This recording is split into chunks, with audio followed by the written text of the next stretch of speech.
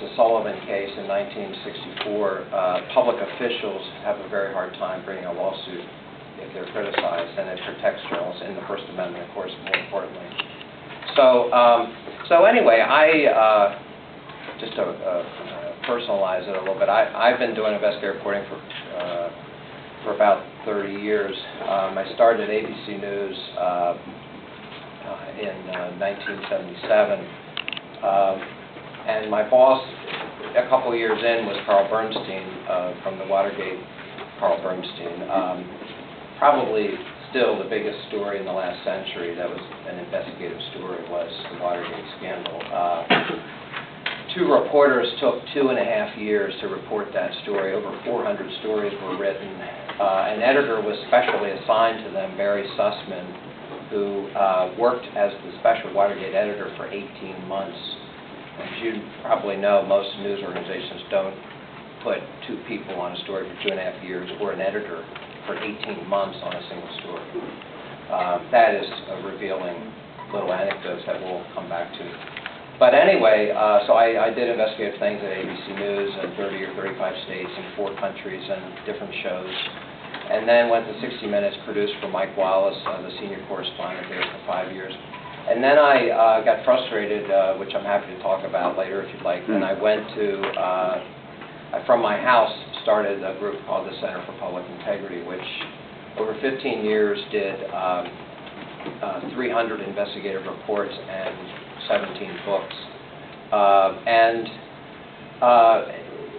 Some of the bigger stories we did 3 books called The Buying of the President. The last one was a bestseller in the United States. Where we found out every penny these presidential candidates had taken in their life, and we looked at the relationships between the donors and them. It might shock all of you to know that there was a close relationship between the top 10 career patrons of these people and the legislation that had been introduced, and there was a symbiotic, very close, mutually beneficial dependency and relationship between these folks, which of course is politics, but most Americans don't know this, and they never see it in TV ads about the candidate, of course. The New York Times serialized the book.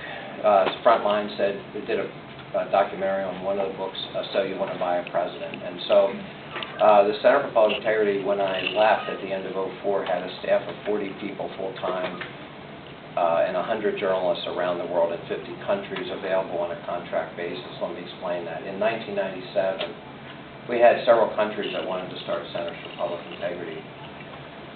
And I did not want to start centers around the world like McDonald's franchises for lots of reasons. So we identified the preeminent investigative reporters in each country. Gustavo Guridi, who was kidnapped by the Fujimori and Montesino regime in Peru and disappeared for 3 or 4 days until the world protested and he was released, who was also kicked out of Panama, so kicked out of 2 countries. Iqbal Adas, whose family was held at gunpoint and right now is holed up in a hotel room in Bangkok because the government wants to kill him. Nate Thayer, who interviewed Pol Pot, the genocidal maniac who was responsible for 1 million deaths in the Khmer Rouge. He got malaria 16 times. He was blown up in a landmine explosion that everyone else died in a truck. And he found Pol Pot and he interviewed him before his death. Evgeny Albats in Russia, who did the most definitive investigation of the KGB in 1992 when it was still exceedingly dangerous to do that kind of work, but she did the first.